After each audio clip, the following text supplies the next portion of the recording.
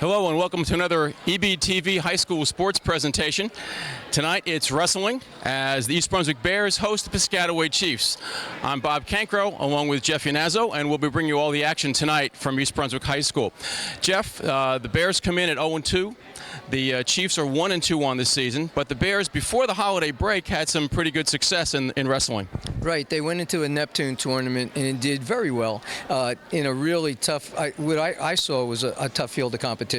And then they also wrestled in their own invitational tournament where they won it and, of course, held in East Brunswick. And from what I understand, Coach Pazinko is going to expand it next year and bring in even more competition. That tournament had been held in North Brunswick for a while, but the Bears had an opportunity. And really, I think that's the first time the Bears have hosted a tournament in quite some time since the districts were here. Absolutely, and I think it was hosted over at the new gym over at Churchill. Now, as the new year came around, the Bears had a little bit of a lack of success earlier this week when they lost to South Plainfield, but it was a pretty competitive match. Right. I saw them against South Brunswick where it came right down to heavyweight. And then when they wrestled South Plainfield, I mean, we all know South Plainfield's a ranked team. And East Brunswick came to wrestle, and of course they're good kids, won big, but our good kids won big too, and it was the 50-50 matches that hurt us a little bit. And I think if some of them would have went the other way, the score would have been a lot closer than it was right here. So I really think that East Brunswick is going to be in every match that they wrestle, and if you look amongst the county, I think a lot of the teams are going to be very close, and every match is going to be a dogfight, including tonight. Jeff, when we were talking to Coach Glenn Pazinko before, he said this is going to be a scrap, so we're looking forward to a good match tonight. Absolutely, and as you look down the lineup, they have some really good kids, but so do we. So again, it's going to be the 50-50 matches that decide who's going to end up the winner of this match. Okay. We'll be back with the lineups and tonight's match in just a moment.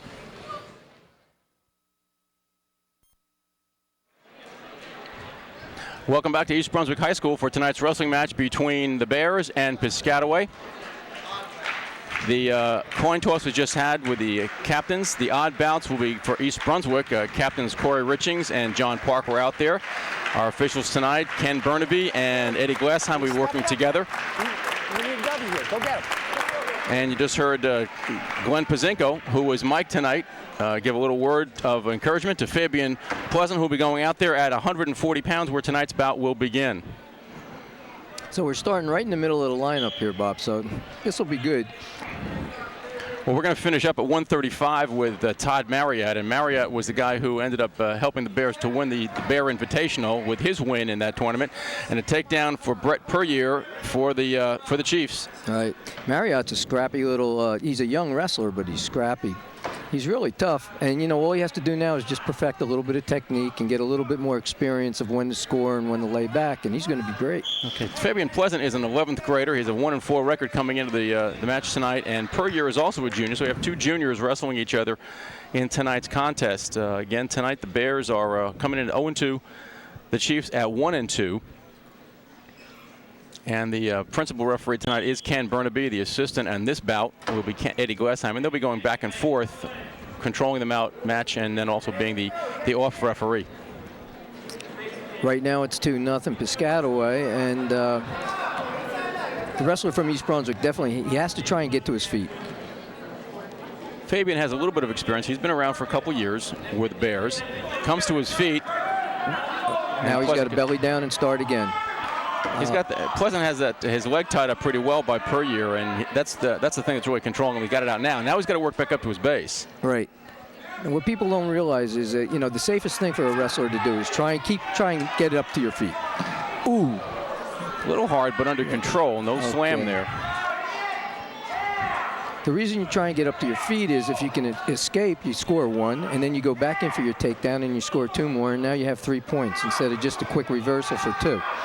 We'll try to give some information to people who have never seen wrestling before as we go along and give some explanation of the scoring. They start on their feet.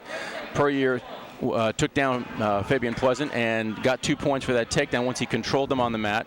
And that's where we stand right now at 2-0 with 34 seconds left in the first of the 3 periods. Oh, that was close, almost to locking hands on the top man. Fabian still trying to work those hands as best he can.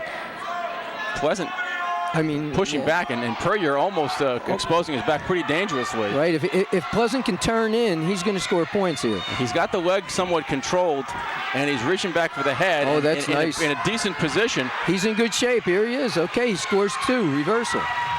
And we are tied at 2 with 5 seconds to go, and quickly an escape at the very end at the buzzer will sound, and Puryear gets an escape, and at the end of 1, it's 3-2 Brett Puryear of Piscataway over Fabian Pleasant for East Brunswick. Now, the way these two gentlemen are wrestling, it looks like conditioning is going to play a factor. I think so. Now, Puryear looks a little bit more studly, and he, the choice there, they're neutral as they go into the second period. I thought that the odd bouts were the choice for East Brunswick, and that would have been Pleasant unless he deferred, and then Puryear took neutral. He did get the takedown in the first period, so that may be his strategy. He may be better on his feet. Right. Pleasant really has to work for a takedown here and hopefully secure it, because that'll put him back ahead on points. He's trying hard here. He's got to keep his head up when he shoots. So far, Puryear seems to be a little bit more aggressive. Gets in on that single. Oh, but not finishing it yet. Good counter by Fabian. Nice. And they go out of bounds. All right. Like I said, I think this is going to end up in the third period. Who's got the best conditioning? Well, we were saying in the opening, Jeff, that this is going to be a scrap. It's going to be back and forth bout, and I think it's a matter. And you were saying it when we were off air. Somebody's got to step up, and I think whichever kid decides to do that is going to be the winner. There's a warning on Puryear, right, for stalling. Even though he's been an aggressor, I guess at that point, Ken Burnaby felt that he was not moving aggressively and going for the takedown. What they can't do now is, you know, if you're watching them on their feet, they can't lose their focus. They can't look away from their opponent. Right. They have to constantly keep the pressure on. Yeah, they're really flip-flopping around here. Somebody's going to end up just missing a little bit of technique, and the other guy's going to capitalize. They're still on their feet here, and we have about 44 seconds remaining in the second period. There's been no score here in the second, and the score remains 3-2. Fabian Pleasant over losing to Brett Puryear. Pleasant has countered pretty well on some of the shots by Puryear. I agree. It looks like now Puryear is starting to come around from behind, but no, now Pleasant, if he can belly down right here, he's going to score points again. Got to rotate, get the arm up, see if he can counter it. Oh, these guys are flip-flopping around. This is going to be anybody's match here. They are two lanky guys out there, and they are rolling around. 10 seconds remaining here in the second as they work on the far side of the mat, on the edge. Right. Pleasant is trying to suck in that single. You know, all he has to do right now is just walk his knees up, but he's got to try and keep his man on the mat. Well, the second period ends with no scoring there, and the choice will be Fabian Pleasant. And he chooses the defensive position going down. All right, he's in good shape right here because he's just got to score. He can score to tie with 1, and then he can really put the pressure on and try and get in for 2. He was able to do that in the first period to get the reversal. There he's got to get his leg free. He came out pretty easily, though, Jeff. Yeah, he did. All he's got to do is kick there. He's got to score. He's going to score 2 here. All right, so now he's ahead. There's the reversal as he gets around. Now he's got to maintain control and work for the full. He can't just ride him out. I got to say right now, I'm looking at Fabian. Looks like he's in a little better shape. Roll that wrist under. Come on out to the side, Fabe. Roll the wrist under, out to the side. You can hear Coach Pazinko wants him to keep up being aggressive. He doesn't want him to sit back. Work the 2-on-1, roll the wrist. All right, now we're looking at a reversal again. So now it goes up 1 more for Piscataway. And we're talking about 1 minute and 14 seconds left. A lot of time, and they have been rolling around, so scoring could start to come a little more quickly now. Fabian needs 1. He's got to get back in this match just with 1, and then they're going to have to go at one another really hard. Now, the only takedown in the match was in the first period, and that was by Piscataway's Brett Puryear. And other than that, it's been an escape and a bunch of reversals. So Puryear is asking for a time. And looks a little winded or sick. I'm not sure. I know there's a lot of virus going around. I'm fighting one right now. Now the timeout, they have, what, 1.5 minutes, right? It's 1.5 minutes, right. Injury time. Injury time. I believe 2 minutes on an illegal hold and 5 minutes for bleeding. What you don't want to do is you're coming in shooting like this. It's got to be here, both hands, 2 hands on that, and you keep walking up. You've got to keep driving. We got to get there. You got to get an escape, and you got to get a takedown. you're in much better shape. You keep pushing. You heard Glenn Pazinko coaching on the sideline, and now you've got Joe Shitari also talking to him, to Fabian. Your head better not go in that. Your head's boom, pop it up. Hand control. And get to your feet. Get out. Get elbow, hands above your elbows. They're looking for the escape first.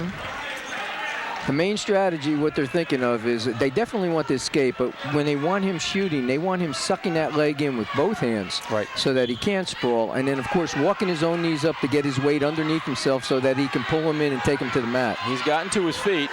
All right.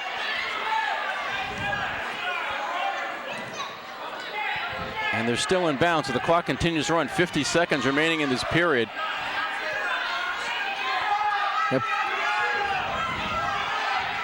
Here we go. Here. Trying with looks the head like and if he arm can keep his in. hips up. No. It's all about the hips right here.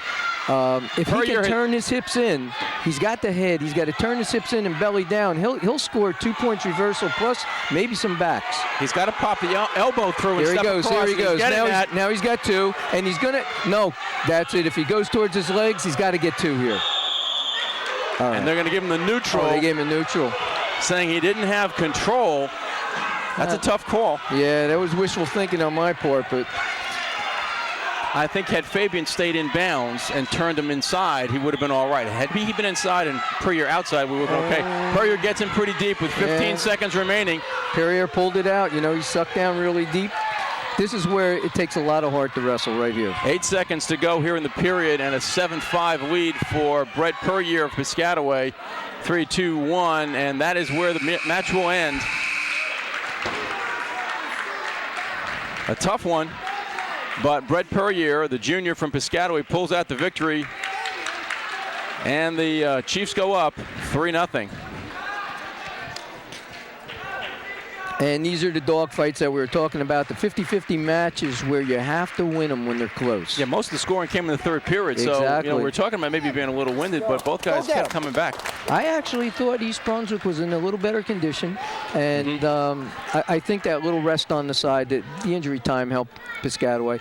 But the thing about the 50-50 matches is not only does it help your team, but it helps spark up the rest of the team. It helps to incite them, make them want to win. We go to 145. Gary Morosi for the Bears and Rocco Contessa for Piscataway. Contessa is a sophomore and does not have a record this year, according to the information given to us by. He just scored a takedown, and he's looking for back points right here. And again, back points, exposing the shoulders, either both shoulders within 4 inches of the mat, or one shoulder down and the other one within 45 degrees. And you start a count, and you can earn points for a near fall. All right, nothing was given right there, but he's still working. Now he's got the hand coming through the legs. He's going to try. It looks like he's going to try a tilt. He's working through the legs and can try to pull that arm through. Oh no! Here comes a cross-face cradle. These are dangerous. That's a tough and painful and uncomfortable position to be in. He is really splitting out Morosi.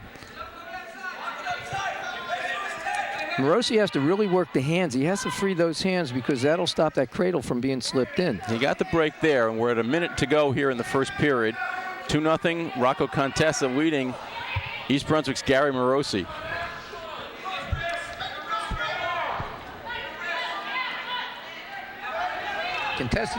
Contessa's got a real tight ride on there.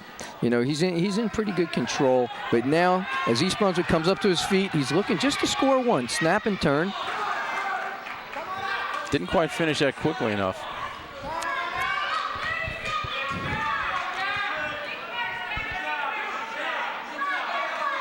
He's got the one-on-one with the right hand. It's a picture-perfect ride from on top. He's up on his toes where you want to be. All his weight is being pushed down through the back of the defensive wrestler, and that makes a guy that maybe weighs 145 pounds feel like he's 245 pounds. A lot of pressure there. Under 10 seconds, 5 seconds to go here in the first period. Here comes he was trying that tilt again, right? He's looking for cheap points here. And the first period ends with a 2-0 lead for Rocco Contessa of Piscataway. Oh, East Brunswick deferred there, so I must have reversed the decision. But Contessa will take the defense. He'll take down here in the second period. Now, of course, his strategy again, he's got to get out, which he's working really hard. He's brought down to the mat nicely, but he goes right into a switch. Piscataway's into the switch position. Very hard. And East Brunswick's going to look for a re-switch. He's got to scoot the hips out if he's going to do it. Yeah. And he's not in a great position. I tell you, this switch puts a lot of pressure on the shoulder. It's tough to just hang against it. All right, Piscataway has just scored a reversal, plus he's got a crossface in there, so he's looking for back points. He's got that cross body ride in there. Yeah, that's the old Jacobs ride. And Eddie Glassheim's down there counting them out. All right, he recovered from that nicely. And a three-point near fall. He was down there for at least 5 seconds. Contessa's got the cross body ride, and he looks like he's trying to set up a split scissors. He's reaching across, he wants to take the ankle and reach underneath there if he can lock it. Ooh, does this hurt too? I tell you, Piscataway has always been a very physical wrestling team. Very much so. I mean, Bill Voliva has been the coach there for 26 years. Oh, absolutely. And prior to him, Norm Winter was the head coach, and Norm is now an assistant, a Hall of Fame coach who works as a volunteer assistant with the Chiefs periodically. Both of these guys, Norm legendary, and Bill has just had a very solid career in the 26 years he's been at the helm of the Chiefs. Right. I believe, Bill's from Piscataway, and yes. He wrestled at North Carolina. I think his father was the head wrestling coach at Rutgers. His father, Bill Voliva, was Dick Voliva, rather, was the head coach at Rutgers at one point, and was, I think, an Olympian, a silver medalist, if I'm not mistaken. And he is also a Hall of Famer. And again, so the wrestling has gone on, and Bill's son, Bill Jr., I think, was a wrestler here at Piscataway too, right? I think his name was Brian. Brian, I'm sorry, you're right. Right, and he's just finishing up. Bill was just telling me he's finishing up his last year of school, and he's got another son, a senior, Matthew, who was the kicker on the state championship football team, who is looking to go to college somewhere in Maine. Okay, Rocco Contessa with that near side cradle. He's got a nice cradle in there, of course. Loses it. And the escape from Morosi. Here goes, a lateral drop right on the whistle. Too late. That could have been a 5 or 4-point move right there. There is Bill Voliva, and right next to him, one of his assistants, Dan Higgins, who was the head football coach at Piscataway, and for the third year in a row won the state sectional title for Piscataway. Dan himself was a heavyweight wrestler for Piscataway in the 80s. I believe he took a 3rd or 4th in the state. And next to him is Bill's longtime assistant, and one of his best friends is Larry Lester, whose son scholarshiped and went to Boston College, who's running track and playing football. It's like a soap opera digest here, Jeff. We're in the third period of the 145-pound match. Gary Morosi for the Bears is on the bottom. He is down 7-1. Rocco Contessa in the lead, and again, he's been riding very high and hard on Morosi, so he's had a hard time down below. He has not been able to get out very much except the very end of the second period when he got his 1 point on an escape. He's coming out again, and he gets another one. That's good. Now, he's really got to be careful on his feet. He needs the takedown, and he can't give one up. Morosi's backing up, but then he comes right back in underneath. If you know anything about wrestling, the trick to being on your feet is you got to get your hips lower than your opponent so you can get up underneath them, and that's what he's doing. Well, Morosi has been taken down twice now, and Contessa, I guess, feels that he can do that pretty much easily, and he let him go and got in again on the single, going to the double as they go out of bounds. They're out of bounds, right. Still neutral. You're low. Lower your level. Get elbows in. Well, Glenn saying exactly what you were talking about, Jeff, saying lower your level, got to get down. Get his elbows in. And Contessa must be pretty confident in his conditioning because, as you know, the toughest thing is to be on your feet, shooting takedowns. A takedown, and Morosi got caught on that one. Flat on his back. Morosi's flat on. They're just looking to make sure both shoulders. Yep. And a fall with 34 seconds remaining in the third period. So at 5:26 of the third, Rocco Contessa of Piscataway picks up the fall, and the Chiefs go up 9-0 over the Bears. Contessa's a tough wrestler. Morosi was in it, but Contessa, he rode tough with that crossface, always looking for the crossface cradle, and that's a dangerous thing to really defend against. I mean, you're right. Morosi was in it. He's able to get the escape. He almost had that lateral drop takedown at the end of the second period. That would have changed the whole complexion. And he really of the match. got caught here at the end there and just couldn't get out of it. And Contessa's a very strong wrestler and was able to control him when he got down there. Goes to 152. Sergio Garcia for the Bears, and Khalil McGrady, for Piscataway. What a great win Sergio had against South Plainfield. He hit a throw that was unbelievable. He actually went to his own back, bridged, and hipped his man over.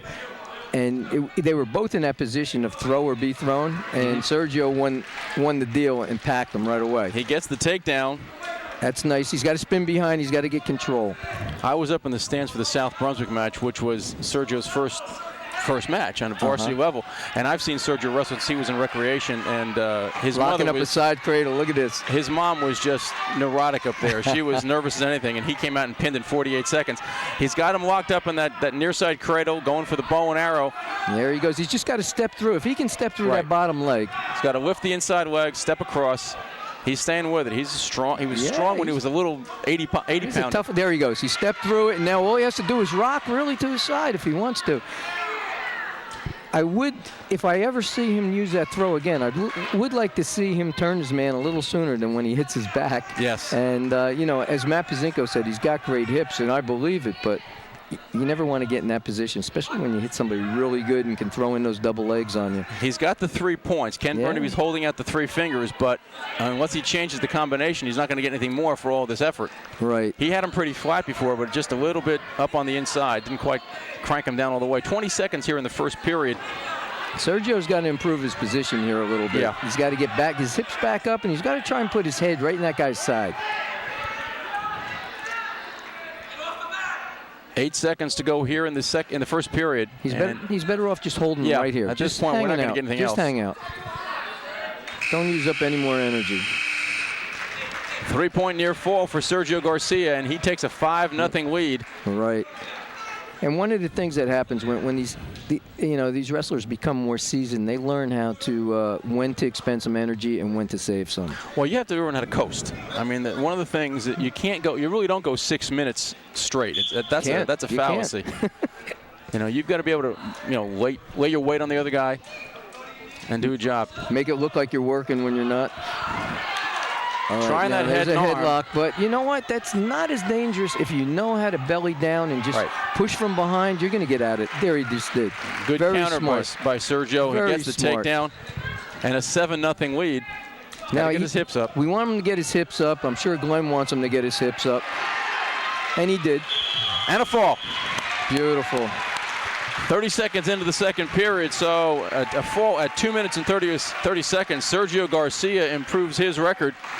We had him down as 1-1, but that does not include a couple of other wins, maybe in the tournament. Let's see what Glenn has to say, if we can hear him as he sends his next wrestle out. Go get him. That's about all you have to say to John Park. Yeah, John Park, this is a quality wrestler. I've watched him a couple times, and very smart, very slick. I understand he's a very intelligent young man, and he's got a nice college career. He's a good student. He has and some nice colleges looking at him. So this is an all-around student, wrestler, athlete, everything that you can name in one package. He was a champion at the Bears Invitational as he takes on I just lost my George Williams from Piscataway, champion at 160 at the Bears Invitational, and he comes in with an undefeated record for the Bears. Williams, a junior. John, one of the co-captains for the Bears, a senior, and they go out on the far side.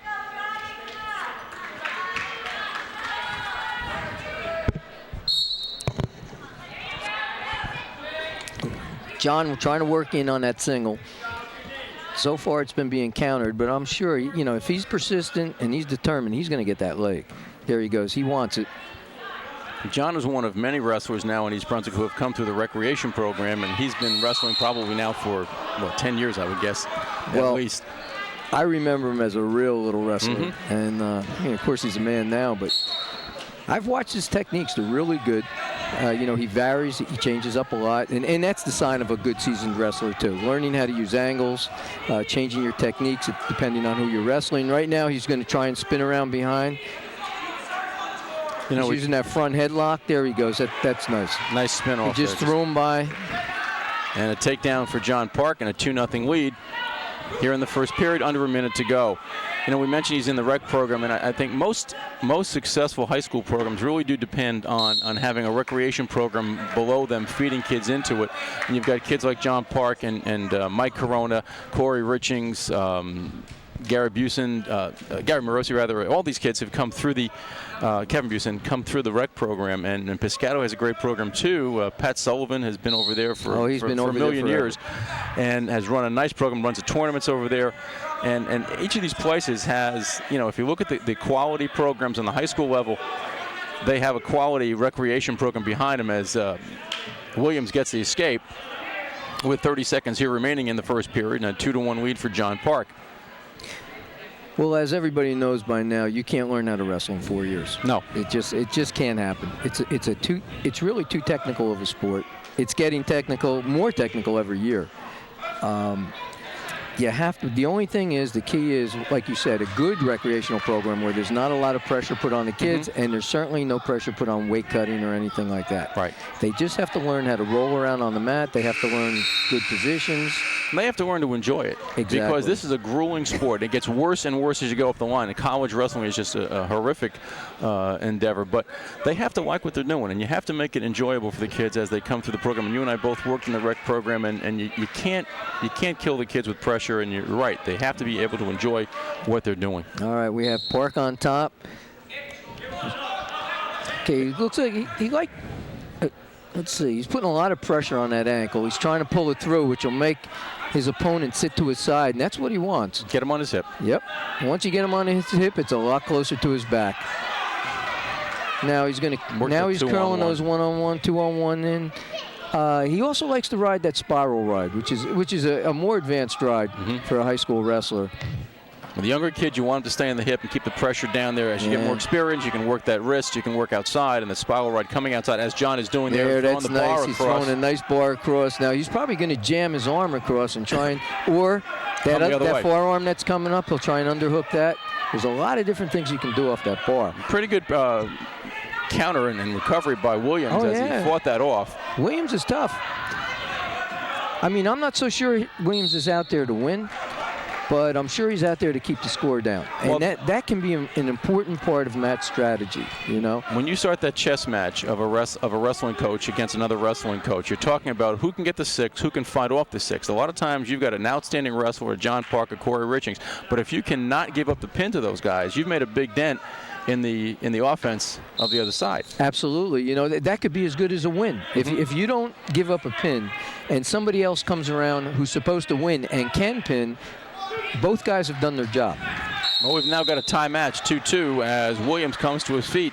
John Park has been able to control things pretty well on the mat, but has not been able to finish that off, and Williams has now gotten 2 escapes late in the period. 53 seconds to go here in the second. He shoots in on the single, and John reacts very quickly and gets back. Right, now he's working that front headlock really nice, and you'll see him. He's really cranking that head, and he's going to try and run for that side leg, see if he can crank up a cradle.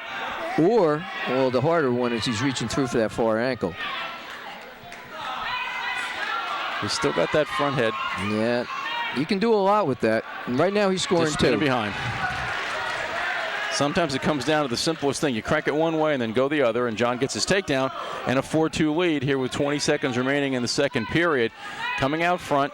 Now, I can say one thing about John. There is no stalling going on at all. He's working for a pin constantly. He's got that bar thrown across. There, now this is the technique I like, where he reaches under the other arm and he locks it up. It's getting a little tough out there. He's a little leaning physical. On the head, yeah, but that's okay. Physical. That's okay.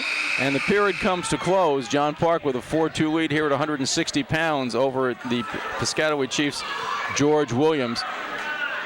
And John will be on the bottom here in the third period, and always a little bit easier to score from the bottom. Yeah, he's in good shape, right, Bob? All he has to do is score right here, and then get himself another takedown. Even if he gets to his feet, he's had the takedowns, like you said. He doesn't need the reversal, although he goes to the switch. Here comes the switch right now, and there's a re-switch by Williams. And another re-switch by John. Switch, yep. And they come to their feet, but behind, and John gets the reversal. My God, that looked like a practice drill. That was a nice re-switch, switch, re-switch. And now John just turked him down. And now he's going to look for back points by taking a real hard crossface. He's got to get his hips up. As we said before, it's all about hip position. There. Now he's going to score Tips some him. backs right here. Gets that leg up in the air. He's got back points. Right now we're And still... he's got plenty of time. Now he's going to switch. It looks like he's going to even try a side cradle, which is a different pinning combination.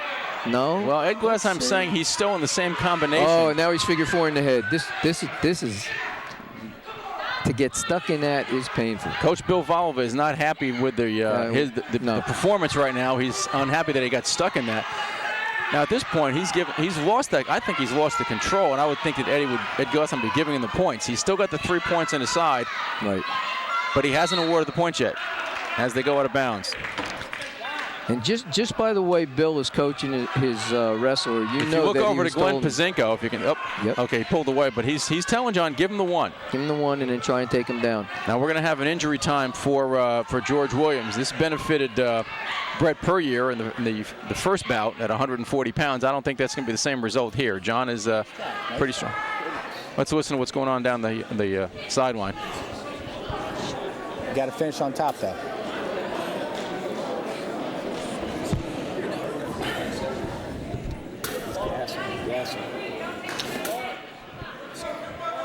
Of course, you can tell John's in great shape right there, and actually, that timeout probably benefited him. He got a few sips of water, and he's feeling good. I would imagine the way Bill Volova was coaching his wrestler that he was sent out there just to keep the points low. Right now it's a 9-2 score, which is a 7-point differential. If John can get that to 8, he's got a major decision. That's 4 points for the team, and that would put the Bears on top. Before the match was stopped for that timeout, Glenn Pazinko was telling John to give him the 1, cut him loose, give him the 1 and go for the takedown and get that 8-point differential. But apparently they may have changed their philosophy, or at least he's going to start from the regular position. Maybe he feels he can turn him right away, and this way they pick up another team point with an 8-point. There he goes right there. Well, he's got that Turk in. A simple half will do it too, but no, he went...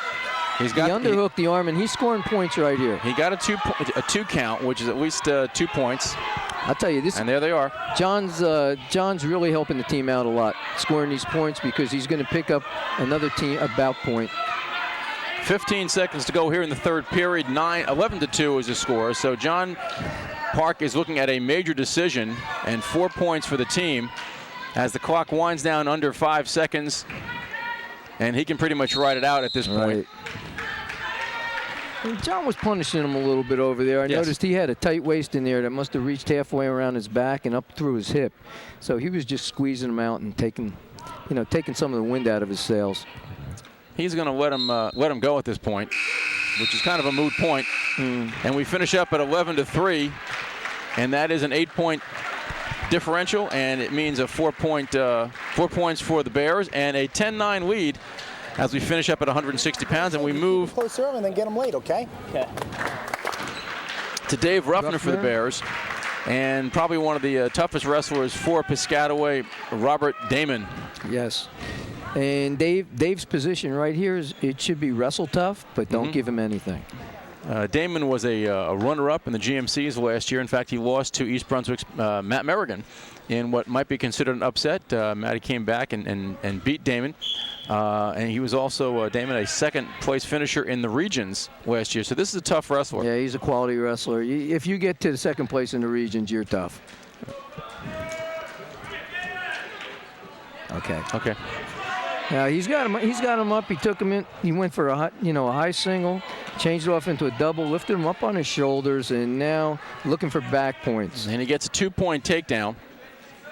Just to review again, some people who are watching this match may never have seen wrestling before. We've talked about it as we've gone through here. But they start on their feet in the first period, and sometimes it happens during the course of the match. Bring a wrestler down to the mat and under control, you get 2 points for that. If you can escape and come back to your feet again, that's 1 point for a neutral. If you're on the bottom and you end up coming around and reverse your position, you ended up on top, that's 2 points for a reversal. Then there are also near fall points if you turn that wrestler over and get him close back, as unfortunately Dave Ruffner is in a position right now. He's not quite there yet, but there is a count from referee Ken Burnaby. And Robert Damon picks up 3 near fall points. He had Ruffner's back exposed for at least 5 seconds.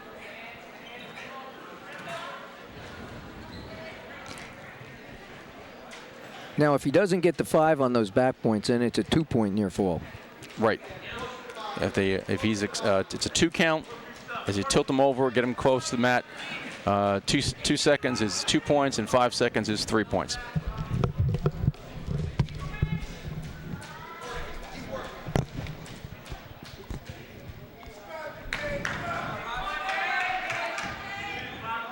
Now, Piscataway wrestlers are working real hard with this arm bar and putting a lot of pressure on East Brunswick. He's still trying to turn him. He's still trying. You have to break that 45-degree angle with the shoulders, and he's getting his count now. That's only 2 points for the near fall. So I think he only counted out the 4. That's why he got the 2. But as you can see, he can roll up these points. If you can keep turning your man to your back, the only thing is what stipulates in the rule book is that you have to change pinning combinations. Right. You can't just keep flipping them back and forth. You have to change combinations each time to be able to score points again. We may have a little blood on the part of Dave Ruffner. Now he's down by 7, and we're talking about racking up points. We talked about a major decision if you have an 8-point differential.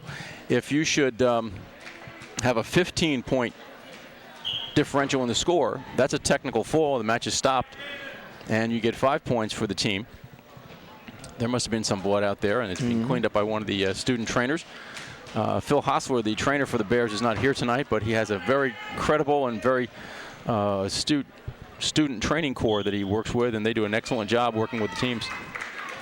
Not only that, but it's Phil who invented the use of the Swifter to pick up blood real quick. I told him he should endorse it. He is one of the more creative and interesting individual in the training. He's a great person. He's the best. He's the best. All right, now we got a 7-0, which, you know, 1 more point, and he's already racked up 14 points.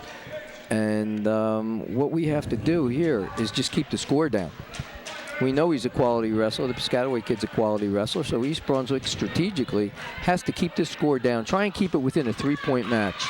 And if he does that, he helps out his team tremendously. Well, Dave Ruffner gets the escape, and I'm not sure that Robert Damon didn't let him go, because he has been able to get the takedown and control the situation. So he may be looking to pick up a takedown and take him right to his back, or just build that score up to at least the major decision. He gets it on the leg. And a quick 2 on the side. Yeah, he's got a real quick shot on that single, and then he comes out to the side and just lifts it. You know, he just lifts it out so that you can't bend your knee to counter anything. He's really technically sound on top. Very much so. Tight waist, pulls in that arm, and keeping his weight on Dave Ruffner.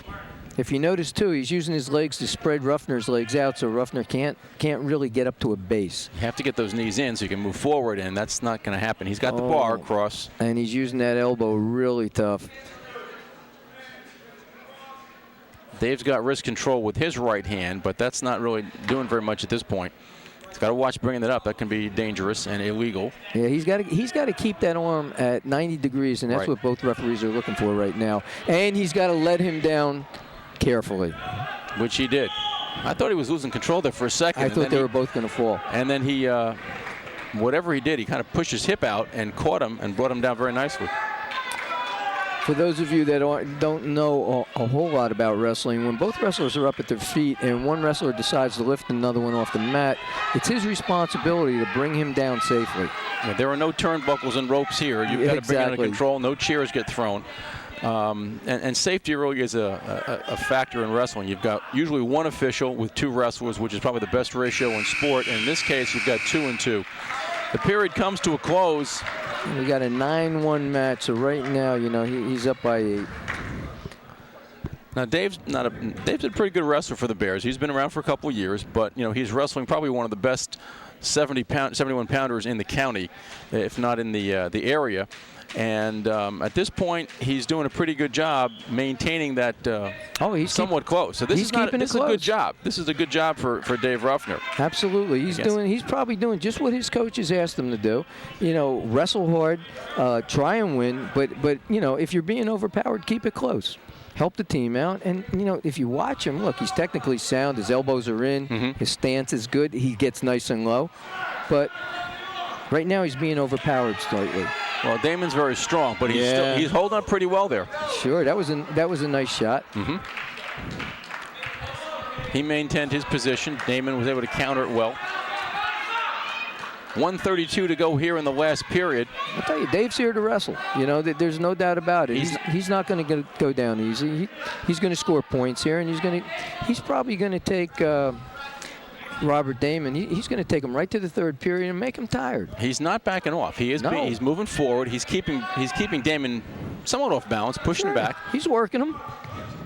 That's what you want out of your wrestlers. That's the way to get your bench charged up. Everybody wrestles. Very quick on that knee pick. And he tree-tops him a little bit. Nice trip. And the takedown for Damon.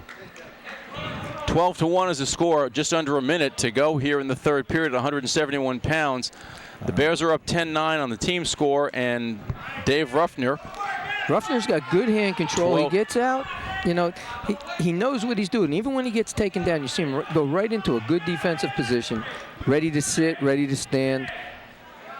When you get a kid like Damon, and he was the champion at the Roseville Park tournament for the Chiefs, so he is a quality wrestler, and as we said, a runner-up in the counties last year, and also a runner-up in the regions.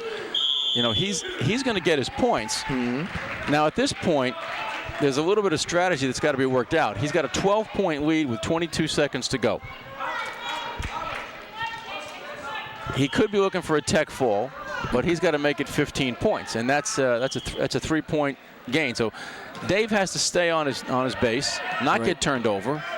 He's got to keep hand control, keep his elbows in, keep a good base. You know, all the basics that every coach will teach a kid right from recreation on up. Under 10 seconds now, Jeff, and we've got. I think Dave's doing a good job down here. He's in good shape.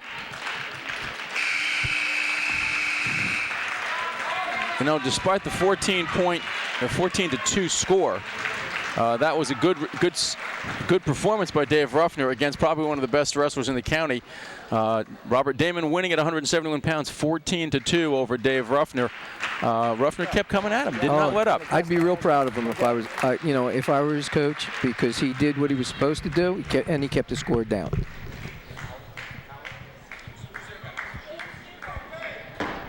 You know, Bob, when you're wrestling in the red division, you're not going to hit any easy guys. No, you got South Plainfield, Woodbridge, Old Bridge, one after another. They just keep Sayreville. They keep coming at you, and you're going to have quality wrestlers up and down the line. Dave Schubert for the Bears comes out at 189 pounds against Chris Jones, and at 171 and 89, the Chiefs probably have two of their best wrestlers going. So here's another situation where the Chiefs have a top-notch wrestler, and Dave Schubert's got his hands full against Chris Jones. All right. He's just right here. He can't be intimidated by, the shots in the forehead and shaking his head a little bit. He's just got to stay tough, keep his base. All right, he's down. That's 2 points. He's coming right up for a switch. Now, I've been watching, and a lot of these East Brunswick kids are really good with the switch-re-switch. So I guess Coach Pazinko is really drilling it a lot.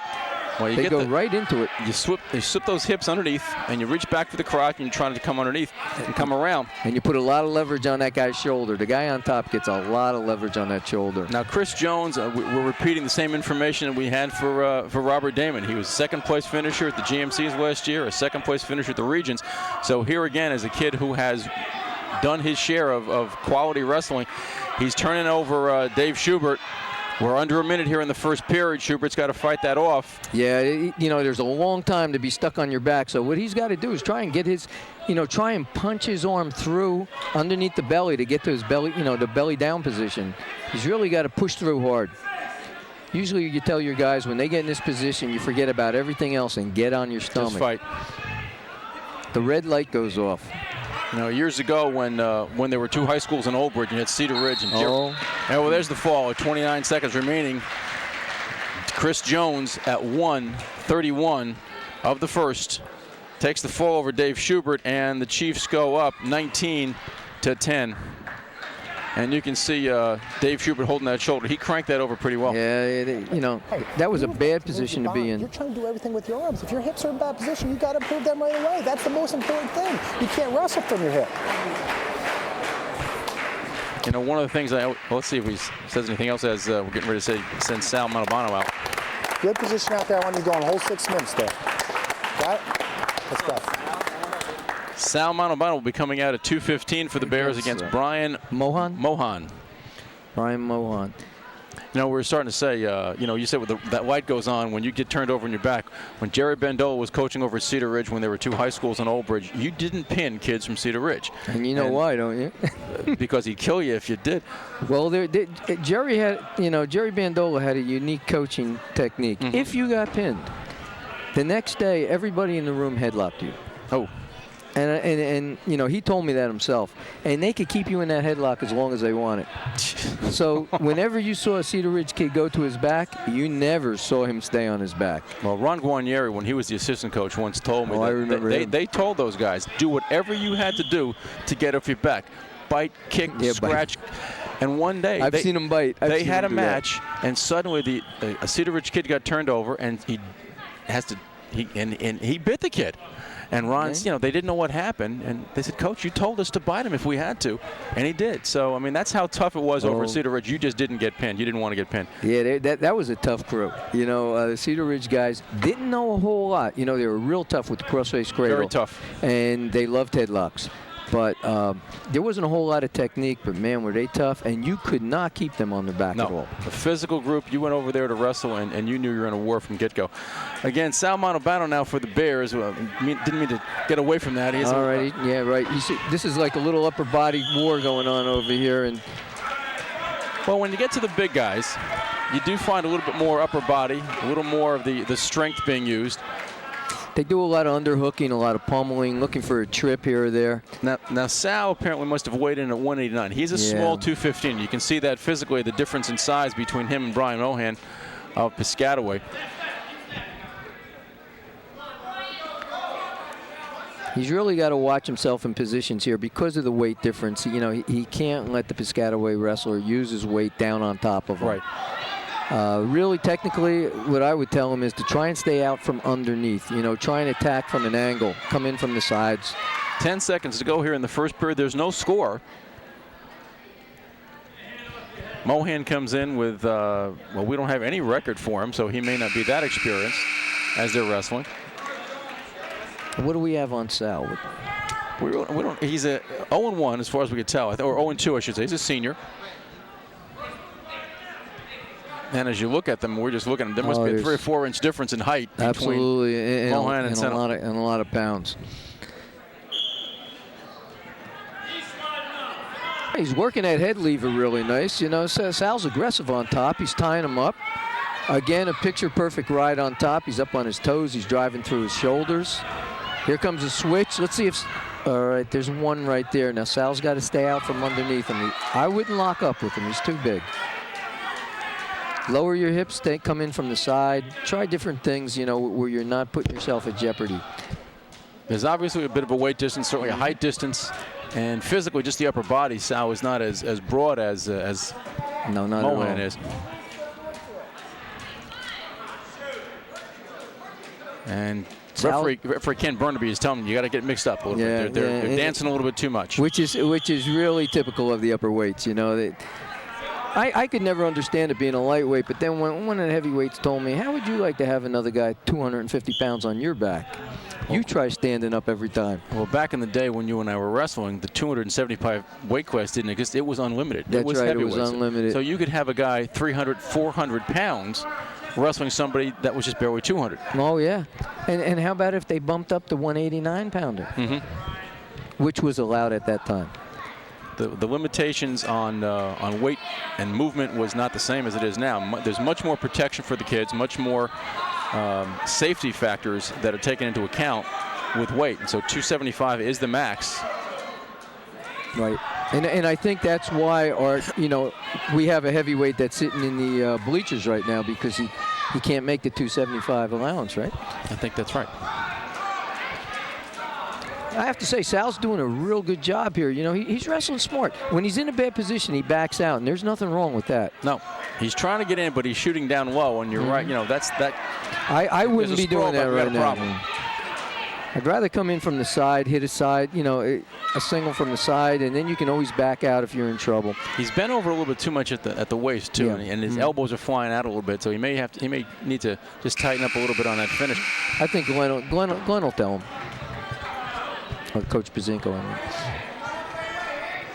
All right, now he's on bottom, which for Sal, this is going to be tough because of the weight difference. Well, I took a look over at Glenn Pazinko, and he's giving the thumbs up. Like, get it up right away. It's got to be right away. Get up and get out. Because that seems to be where we can do this. Now, right now, it's only 1-0. Here at 215 pounds, we're in the third period. Sal Manobano for the Bears is on the bottom. If he can get the escape, they go to overtime. If he can hold that, and that may be what they're looking for. And he doesn't want, he doesn't want Mohan just laying on him. And of course he can. The referees won't allow that. So if he can just show any type of movement at all. Mohan looked like he was trying to get across, far side cradle. Well, right now, if Sal can just keep moving the way he's moving and start turning in, as long as he has hand control, he may be able to get the one. He may be able to get the neutral. I mean, truthfully, Mohan seems to be riding parallel right now. He's not really doing very much, and he can't stay in that position for very long. I think the referees are going to warn him. They want these heavyweights moving, and Sal, there, he just ripped off. He ripped off that half, which is just what he's supposed to do. Here we go, stalling. And there is the warning against Mohan for the stall. All right, Sal's tough. If the top wrestler stalls, they stop the bout and restart. If the bottom wrestler is stalling, they'll continue the match without stopping the clock. And just keep whacking them with points. There's Sal Manobano. He's got to get himself a point right now. He's got to get up. It's 1:10 to go here in the third period. He comes to his feet quickly. Nice job, and he's just got to keep moving because now that stalling warning has been given, the Piscataway wrestler really has to hustle because he's going to get hit with a point. Sal trying to turn, reaching the crotch. 53 seconds to go. All right. And he pushes him out of bounds. I think he's proven to himself that he can get out. Well, and the Piscataway wrestler is now sucking wind. The coaching staff over at East Brunswick said, hustle back in there, make it look like you're wrestling, make him look like he's stalling. Now here's more injury time, a minute and a half. Listen, keep working to your feet, and if you get out of bounds, hustle right back to the middle because we don't want to crawl. Come on, not too much, not too much. Okay. Boom, right to your feet, Sal. Right keep working up. On that whistle, Come on. You get to your feet, work that underhook, okay? Hey, we get a stalling call, and then you come to your feet, then we're going to win this match, okay? Let's go. Keep wrestling smart. You're doing a nice job. Don't try to get too much. We get an escape, we're right back in the match. Hand control and get to your feet. That's all right. Don't worry. Hey, no. It's 1 point right now. Hand control and get to your feet. Hand control on the whistle, just like you did. And then get those hips away. Get those hips away, clear them, and then cut, okay? Don't cut too soon. Clear them, cut. Get down and away. Assistant coaches Andy Scanlon and Joe Shatari, along with Glenn Pazinko, giving him some encouragement, very positive. But I know some wrestlers used to hate that because everybody was talking at them at once. At once, yeah. And their mind's going about 100 miles an hour, and they can't concentrate on anything. But I do agree with what Glenn's telling them. Keep running back to the circle. Right. Set the pace of the match. We know he's sucking wind over there, and we know he has a stalling warning. So let's make him look bad. 52 seconds to go. Sal Manobano. This is one of those matches, just like that first bout at 140. This can be a turning point right now. If the Bears can somehow come through with this one, and as I think it was Andy Scanlon was saying, don't get too much. You don't need a lot. You need the point. Come up, get your hips out, turn, get the one. The crowds are going crazy out there. They want him out. And Sal's working hard now. There, he's got his hands free. He's going to come up right now. All he needs is that's there. Again, he's got to keep going. He's got to come up again. He's 36. got 37 seconds. Here's a half. He rips that off. He's going to come up again. I think there's going to be a... All right, very close to being pushed off the mat, which is, and Glenn, and that's what Coach Pazinko is talking right now to the officials about. And this is the one where an official doesn't want to impose himself on the match, but at the same time, he's got to make sure the kid gets a fair shake. Exactly, and right now, it doesn't look like that Piscataway wrestler is even trying for a fall or trying to break him down. Manobano to his feet, he's got to break it. 16 seconds left. Come on, Sal, you can do it. There he goes. He's trying. There it is, right there. There's your point. And a violation point for Sal Manobano on Mohan's second stall. As soon as Mohan tried to throw him out of bounds, that was it right there. That was the indicator. Now it is. Now all he has to do is press on that head and kick free. Now that is not also allowed. All right, you can't hang on the leg. There it is right there. And with 2 seconds to go, Ken Burnaby stops the bout and awards the second violation point to Sal Manobano, and he takes a 2-1 lead. I know Bill Valve is not happy right now, but I'll tell you what, if you read the rule book, you cannot hang on a leg like that. especially in a match this close. Well, Bill Vowell has come over to the table. He wants to speak to him, but Ken Burnaby's not going to talk to him at this point. The points were awarded. That's a judgment.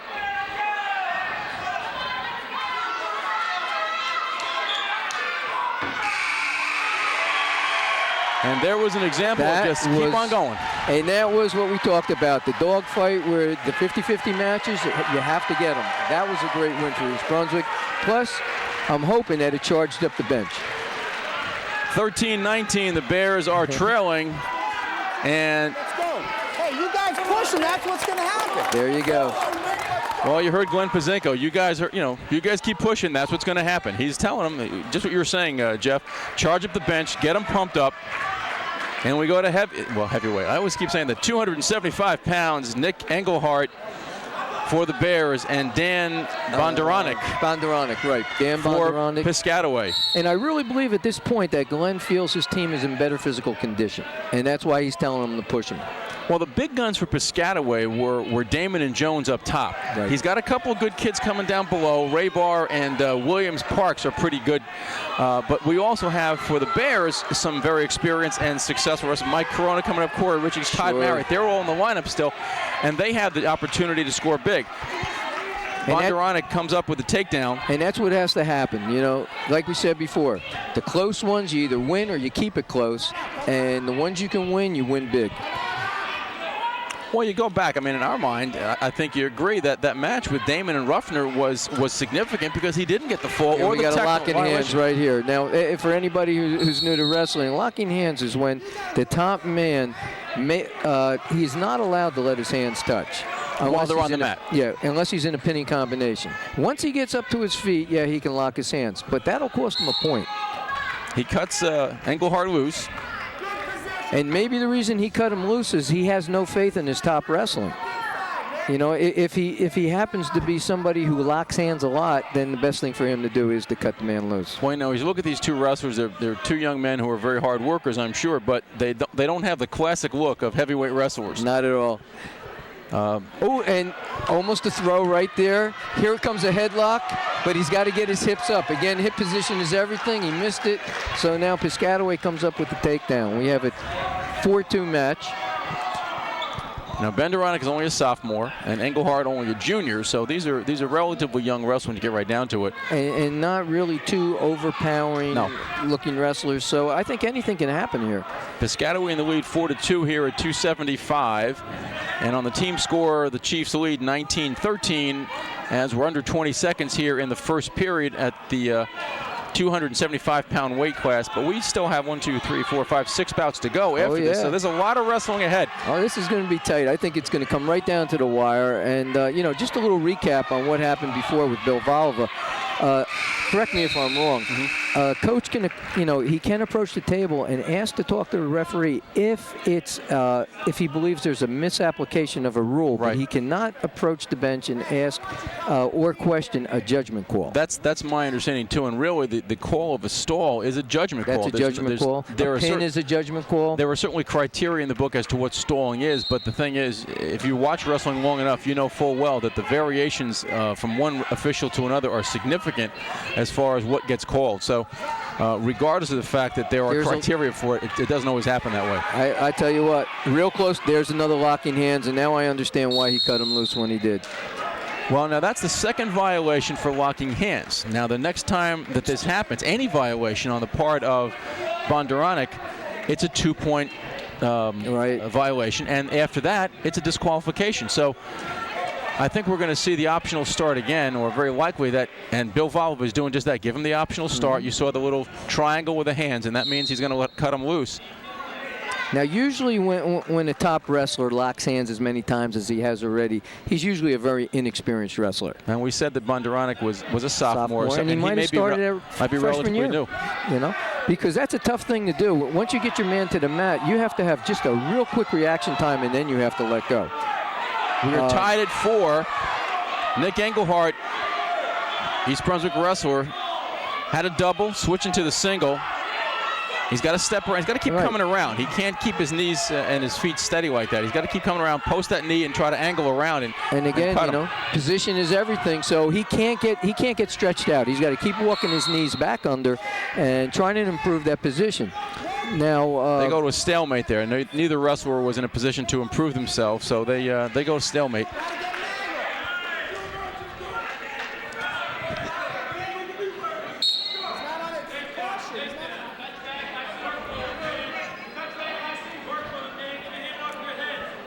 Now, since there has been two penalties already, 2 penalty points, East Brunswick should really push this guy. Really push him, see if they can get him called on a stalling.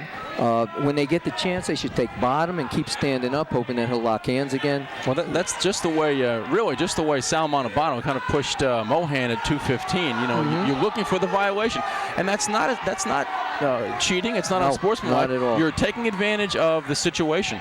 That's all strategic wrestling. Here comes a reverse takedown right here. I'm sorry, and that's 2. Well, Now, here Bill Valve is asking for a locking hands, but I didn't see it. Well, they were neutral until he came around, and you do have reaction time. And Right. now we couldn't see the other side, so we're not sure what was there. And it's very possible that the officials, it's a very natural not to really look for that at that moment. That's not a situation where we'd normally have locking hands. And you know, hopefully with 2 guys on the mat, that would be picked up. But I think what's happening is, I see what's going on. Nick is reaching under and grabbing that far elbow, and then his other hand's coming. He's trying to double up on that elbow, and his hands might be real close to touching. This is kind of an awkward-looking position. Oh, and, yeah. And, That's really not the position that No. Pazinko would like him to be in, as you can see.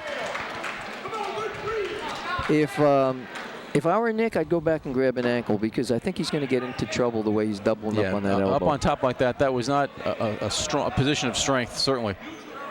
All right, now let's see what. All right, strategically, Piscataway picked a neutral position. He wants to stay away from locking any hands. Well, he's had 2 takedowns. He was able to score the takedowns in the first period. He is trailing Dan Banderanagis by 2 here in the 3rd. All right, there we go. And There's a headlock to a throw. Now he's going to score 2 points. Got to whip plus that head and points. free up his He's got elbow. a minute and 50 seconds. If I was, He's got to keep Pazinko, walking the head. He's got to walk the head, and he's got the fall. Oh, there it is. That's what we're talking about, those 50-50 matches. And it goes, East Brunswick's way, which has really got to get these kids cranked up. So that was nice. At 4 minutes and 15 seconds of the 3rd period, Nick Engelhard with a fall, tying the score for the Bears at 19. Very good. Nice headlock, right into a headlock, and then he just sat on it. Keep it going. Went to his hips, lifted up that head just the way he was supposed to, and got the fall. Keep it going, Matty Ackerman. And here's a guy that's been around wrestling a long time. We have Chaz Downing Van Ness for the Chiefs coming out. There was an option of C.J. Adams or Chaz Downing Van Ness, and it is C.J. Adams, a sophomore. That's this freshman, rather, Chaz Downing Van Ness, against freshman Matt Ackerman. Now you look at Matt, and he might be a freshman, but he's a seasoned freshman. He has been around a long time, as were his brothers Timmy and Brian. And Brian is here tonight, and I don't know if we can get a picture of him. He's on the. If the guys in the truck can listen in, his brother Brian is in the far right-hand side, about 1, 2, 3, 4, 5, 6 rows up. Maybe you can get a picture of him, brother Brian, who graduated, I think it was 2 years ago. That's Brian over there on the far right in the blue top. Figure growing up in the house with 2 older brothers that both wrestled, you got to be tough. Oh, there were a lot of lamps, I'm sure, that broke in the living room in that house. Oh, yeah. Brian wrestled, I think, about 145, 155, and I think I was joking. He looks about 200. Yeah, now. we thought he might be able to pick up at 215 or heavyweight tonight when we saw him earlier this evening. Yeah, but he looks good. It's good, solid weight. And it's nice to see the kids come back, and a lot of East Brunswick wrestlers do visit and come around. Right. I see Corey Richings' brother over there, Keith, who was a state place winner. He's sitting, let's see, he's got a yellow striped shirt on, sitting in the middle of the bleachers, maybe about the 3rd row up from the bottom, sitting next to his mom. I'm giving our play-by-play of the fans now. But Keith is, there he is, that's Keith Richings, talking to John Park's dad.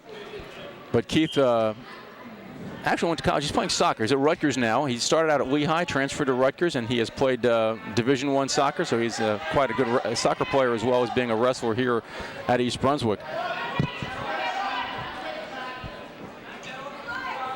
All right, Matt's got to clear that arm. The only thing is, Piscataway, from what I'm seeing right now, this is their traditional ride.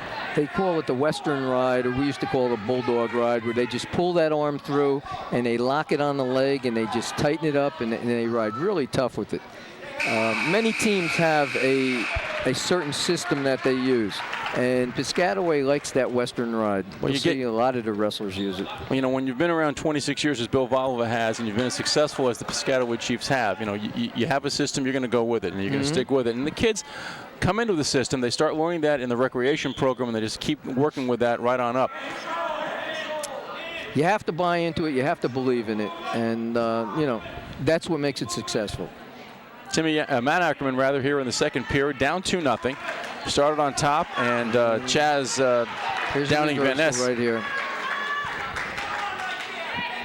Now, this was a little bit of strategy on the part of Bill Volova. He had the two kids weighing in at 103, Adams and Downing Van Ness, and he kept Downing Van Ness there. He's going to move C.J. Adams, who is the more experienced wrestler and the more successful wrestler, up against Chris Williams at 112, and we'll see how that plays out for him.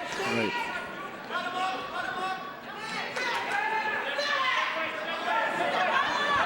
Downing Van Ness trying to tilt with Matt Ackerman. He's trying to get those cheap back points, and you can see he's got a nice, real tight, good tight waist in there. And now he's switching over, and all he's going to do is just roll to his hip and elevate that bottom leg, and see if he can expose Matt's back a little bit and score some points. Well, we're under a minute here in the second period. It's only 4-0, so it has not been a high-scoring match, and Downing Van Ness certainly has control, but he has not been able to rack up a lot of points with that tilt. Right. And even there, he just went over and back, so there was nothing as far as scoring goes. You know, you talk about somebody that's been around wrestling a while. You could see Matt knows how to get out of those bad positions before the points are scored. And Chaz trying to get those boots in, trying to drop in the legs. There you see the score and the clock winding down here in the second period. Even though there's not a lot of points scored, you can see both wrestlers are working, you know, really hard. Here comes, almost out again. Tried to get that roll. Under 10 seconds here in the second. Matty coming out, trying to move himself outside. I would have to say, you know, if Matt keeps working, I think you're going to see by the second period, you know, if things go the way they have been going, the Piscataway wrestlers seem to be, you know, not in as great shape as the East Brunswick wrestlers. Conditioning-wise, I mean, East Brunswick's always been pretty solid. They've always been very, very good as far as that goes. They're in the neutral position here in the third period. All right, he snaps him down, tries to get underneath, but he misses. Now, Piscataway has a front headlock, and you're going to see him try and run towards that near leg. They've had that a couple of times tonight. Yeah. Matt, on the other hand, is trying to lever out. He's recrossing and levering out, and he may get that. If he does, he's going to score himself a takedown, but he's got to keep his hips up. Yep. They collapse. Now he's going to try and sneak out that back door. Nothing yet. And you can see the signal that he is still vertical. The shoulders are not down. That was a signal from Ken Burnaby, and he signals no points.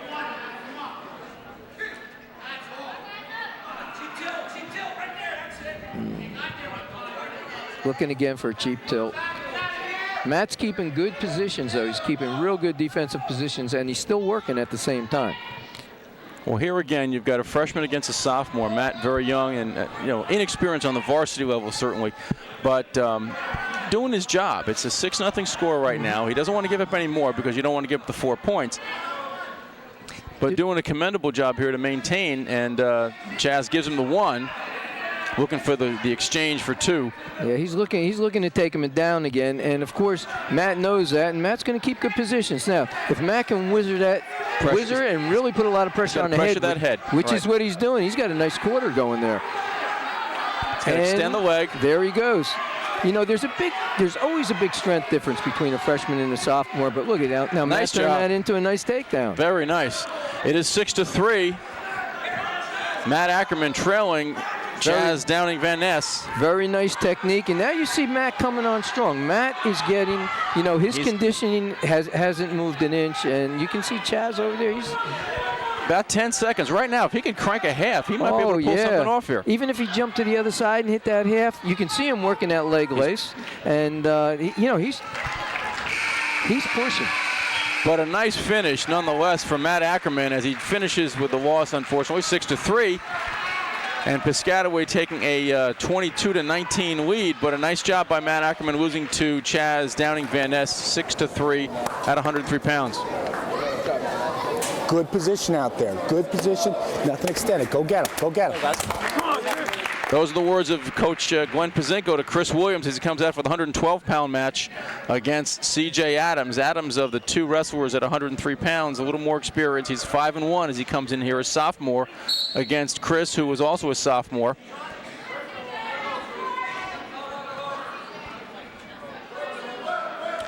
Now, if you look at the difference in the body styles, the East Brunswick wrestler has more advantage as far as leverage. He's much longer. Yes. So when he's on top, he should be able to use some of that leverage. Of course, when you're up, you have a lot more leg to grab. And you can see that happening right now. But he's also, he had a nice sprawl going, so he countered that really nice. Adams got in on the leg, got up to the high crotch, but could not finish it off, and they go out of bounds 30 seconds into the period. Chris Williams for the Bears and C.J. Adams for the Chiefs.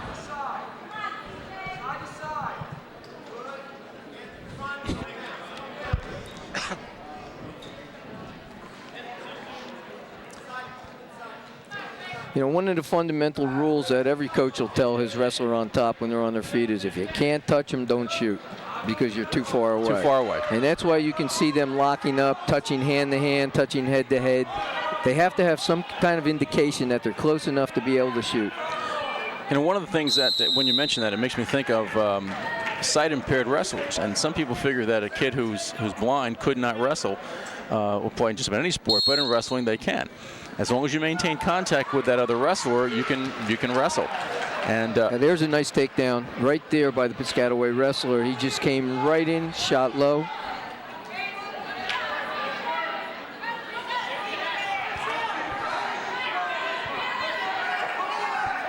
That's Tom Williams and his wife. I don't know his wife's name, but Tom Williams, who was actually was he Parks Director, I think, or Recreation? Not Recreation, but he's Public Works, involved in Public Works in town.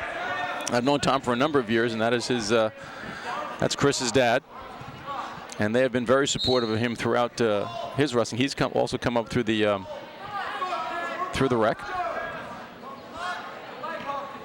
I wish I could remember what his actual title was in town. I know he's he's in Parks. I don't know. But right now, it's only a 2-0 match. Chris is trying to get up to his feet like he's supposed to, and there. Well, what Coach Pazinko is telling him right now is he's got to clear both hands. I can see Chris is trying to stand up, and he's looking for a switch, inside switch, and that's okay. That's good, but you got to clear that trapped arm.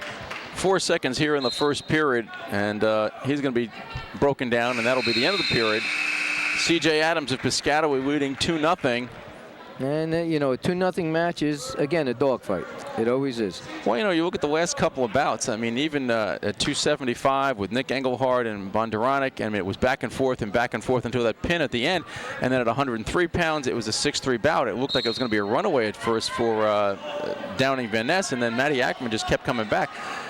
So these scraps, as Glenn said before the night began, are going to make the difference. Absolutely. We've gone the distance in almost every match. We've had a couple of falls, but even in those falls, there's been a lot of tough wrestling. Right here, it's scrappy. Chris wants to keep him down on the mat. He's going to ride that ankle a little bit just to break him down. And, of course, the Piscataway wrestler, he's got to get up if he wants to score any points. But it looks right now like, Chris has got a nice ride going. He's got that cross-wrist ride. He's probably going to try and lift a Turk almost. And, he's going to look for some back points all the time. One thing about Glenn's wrestlers, they don't stall. They're constantly moving. They're constantly working. They're out to the side doing what they're supposed to be doing, looking for a fall, looking to score points. You don't see them looking for the timeout. You don't see them looking, they're never. Not gassed. They're not gassed at all. Chris has got to stay in tight, keep his hips in. Now he breaks him down right here. He's got to kick. That's it. Nice follow. Cover. He's got great position. Got to get behind. He's got the leg. But he's going to go for that ankle so he can get some leverage to get around behind. He's got to keep sprawling out, lift that ankle and throw it. And here he comes now. See, he's got to come around hard. See, this is where the height difference really helps. You know, look at how far out he's sprawled out. Well, if you and I had to wrestle any tall wrestlers, and I had a couple of them, I went nowhere. I tell you what, when they sprawl out like that, they must gain 100 pounds when they're on your back because there's so much weight on you. Chris still trying to come out the cross. Nice cross face. He's working hard, but he's really got to cover an ankle back there. Yeah, he's got to work top and bottom, and that's what he wasn't doing at that point. Just at the end there, he kind of let it go, and C.J. Adams is able to work himself forward. Yeah, he going to score. He hasn't gotten the point yet. If he continues to work that, well, he lost his quarter now. Chris is coming on pretty well. He has countered and fought back on that. I thought C.J. Adams was out. And I thought he was out too. I thought a point was going to be awarded, but Chris is right back in great position. Chris did a really nice job of recovering, and I don't. You know, whether it was a good job by Chris or just a careless job by C.J. Adams, either way, Chris did a nice job and covered and did not lose control here with 12 seconds remaining in the period. Now here's where Chris wants to really clamp down on him and control him for 8 seconds. He's got the near ankle, and he's rolling that inside wrist. Oh, he's really, you know, I tell you what, he's really dominating top wrestling over here. He looks good. Well, last period. Let's hope he takes down. Good. And he looked over to Glenn Pazinko, and Glenn was pointing down. 2-0. C.J. Adams in the lead over Chris Williams. This is a big match. Yes, it is. And I'll tell you what, right now East Brunswick has the advantage because they're down, and this is where you can score points. C.J. is working that head lever, and again, looking for that Western ride, as you can see it, and there it is. But he can't hang on that. No, Chris has to keep his head off the mat. He's getting knocked down a little bit. He's got to keep working forward and keep his head up. Now, once he starts peeling that hand off, he's going to be able to move. And if he just turns a little bit, tries to face him, he's going to. I think Chris is going to get at least one. It may be coming on this next exchange here, on this next start.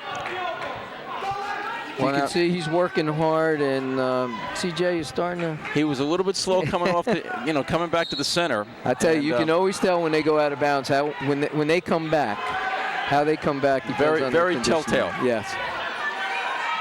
Working for that tilt. And Chris is going to just keep bellying down. 1:15 to go here in the third. Chris trying to peel that hand off around his waist and work forward. He's got to come up. Now he's up. Now he's on up, his feet. And he can't be pushed out. All right. And that was as much being pushed out as anything else. I tell you, I'm surprised nothing was said right there, but you can't do that anymore. You have to make every effort to keep your man on the mat. And you always get some kind of a comment from the referee. Usually sure. Just, let's keep it inside. Turn him in. Chris is working back up to his feet again. 1 minute to go here in the last period. He's working that. CJ's working that head lever pretty good. That can really be that can put a hurting on a guy if it's done right. That pressure on your shoulder is immense. 45 seconds here in the last. Okay, now Chris can throw him over, and what now? If he can slip his arm around his waist and inside. He's going to score two. He's got to pop the arm through. Got to pop that right arm through. You can get in close. Somebody had to tell him to wrap his arm around his waist, because sometimes when a wrestler's in that position, he doesn't know. Right. I think that should be a neutral. I think so. I think they may have to give him one on that. Come on,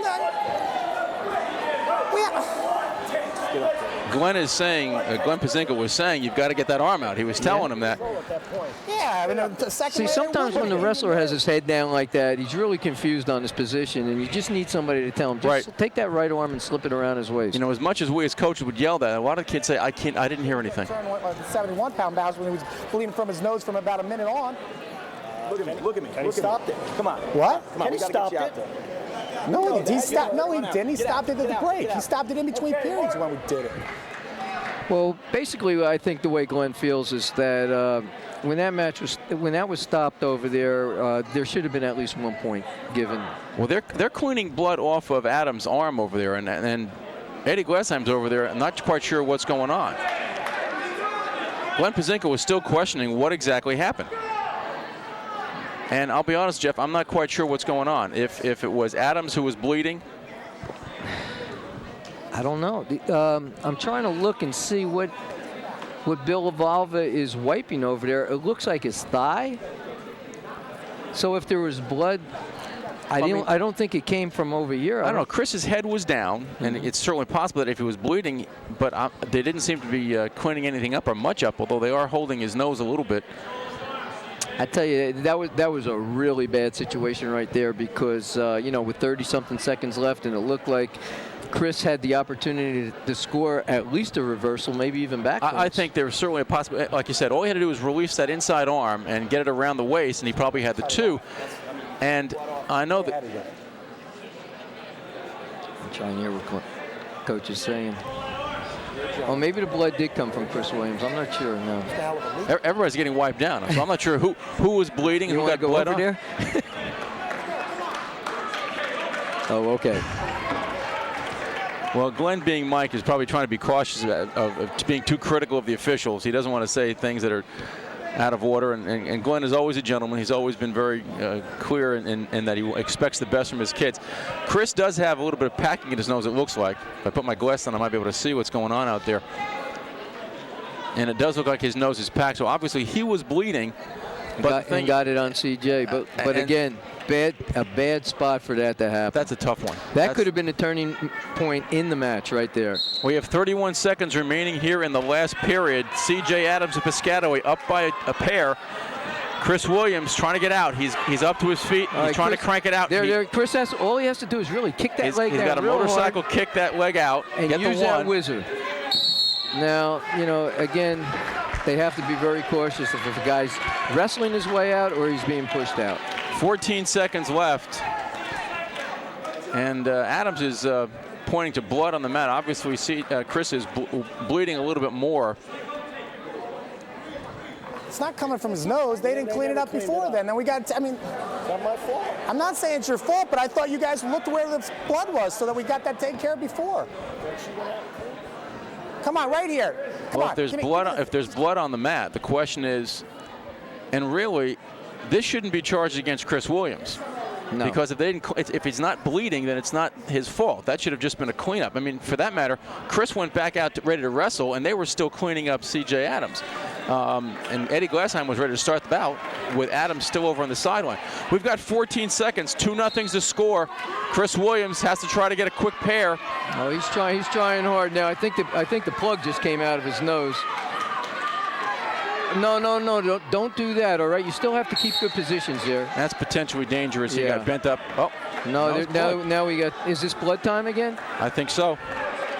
And I think, as you said, I think his the cotton ball or whatever he had, the gauze pad up his nose, just probably popped out. Wrestlers allowed 5 minutes on injury time. On blood time. I mean blood time. But I think at this point, it's kind of a moot point. These have to be wet. They don't really work in their job. Now, I know as far as injuries go, they're only allowed 2 stops, even though they get a minute and a half. Right. Is there a maximum amount of stops on blood? The second timeout, the wrestler who did not call the timeout or not get charged the timeout has the choice of his position if he wants to be top, bottom, or neutral.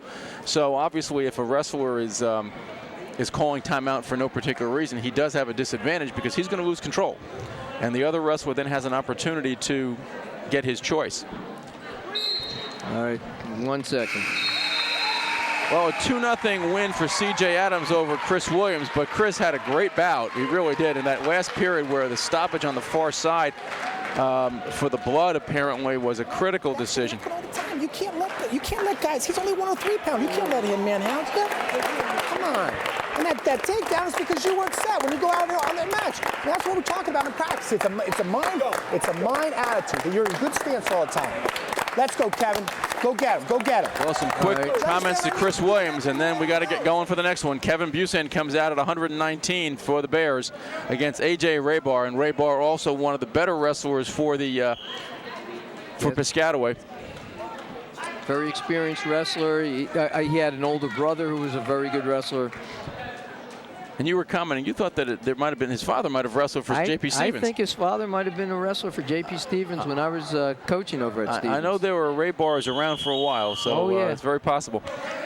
The Chiefs are up by 6, 25-19 in this bout. That last one at 112, a tough bout for Chris Williams. Did a great job, worked hard, but just could not come around on that one decisive move over on the far side where the blood got in the way. Kevin Busan comes in. He is he's a junior.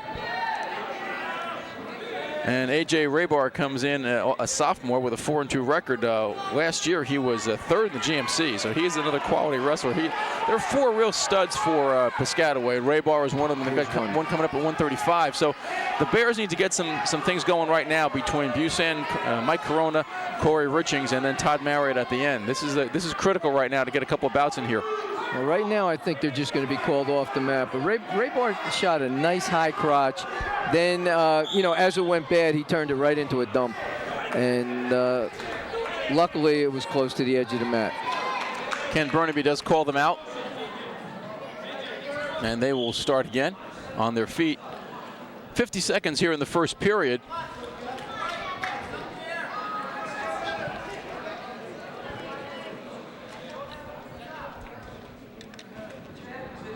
And both these wrestlers sort of feeling themselves out a little bit. Raybar pushing a little bit.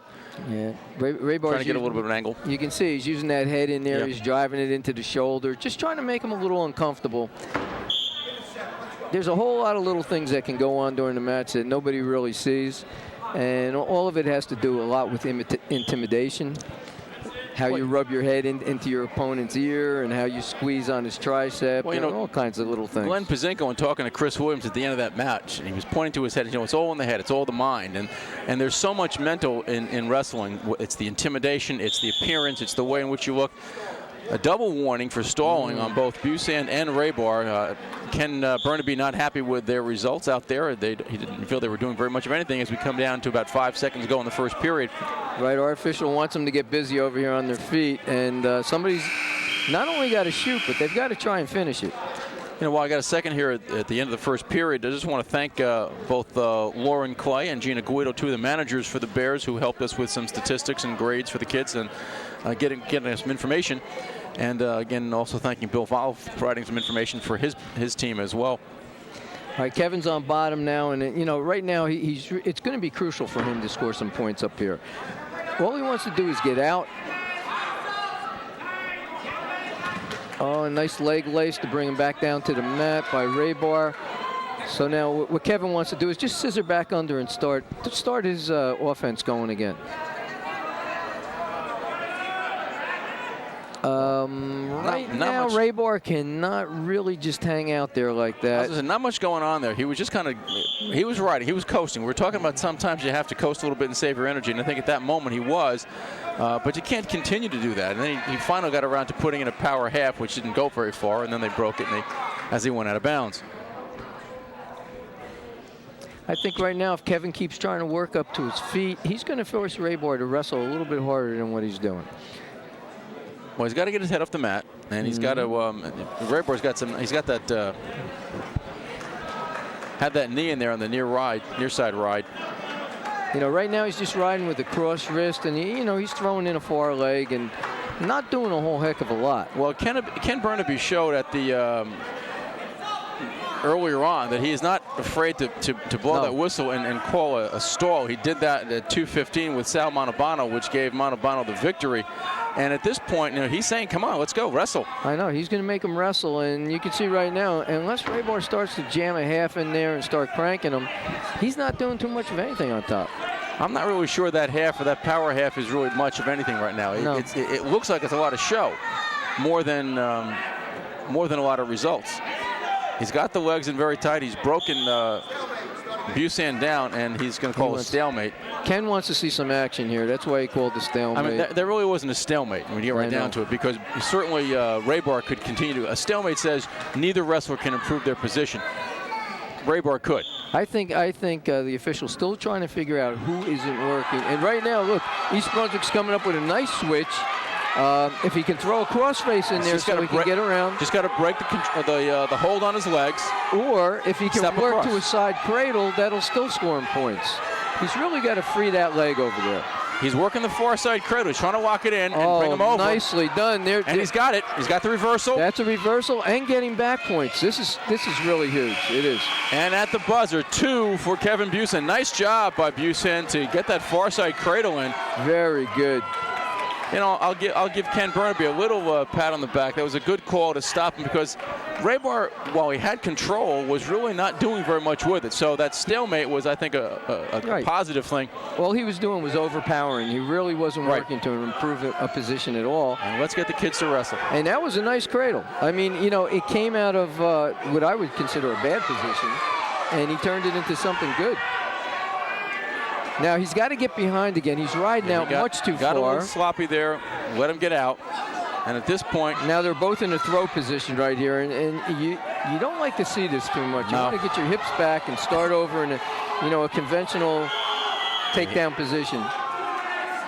He gave Raybar the escape, and you see the score and the time remaining here in the third period. Kevin Busand up 4-1 as the clock runs. All right. Kevin's doing a nice job shooting, but he's really got to try and finish. Right, there are some shots, but not really serious shots. And at this point, he has to be careful that he doesn't get called for stalling. Right. At this point, the mind starts to take over. I've got a 4-1 lead. I'm in the third period. I don't want to screw this up. Somebody's sneaker just popped up. Oh, okay, that's the officials. Well, that's a first. I've never seen that before. The kids' shoes the wrestlers' shoes are now secure. They have to make sure that the laces are secured at the top, because a lot of times they would come undone. If you can get a close look even at Kevin Busand, his ankles those laces are taped up. Well, I think all the things that they've been implementing are to keep the match flowing. Right. Like, you know, preventing somebody from pulling their laces to get a break, or even getting in their way or having a shoe fall off. I mean, you're grabbing an ankle and you get your finger caught in there, you could snap that off. Absolutely. Depending on what happens. Yeah. But I've never seen an official lose their shoe. All right, now somebody's, you know, you could see the way they're both extended. Somebody could use a nice snap down right here. Just take him down to the mat and use his own force to drive him in. But they were going to get called. I knew it. And they're each going to get a point. Okay.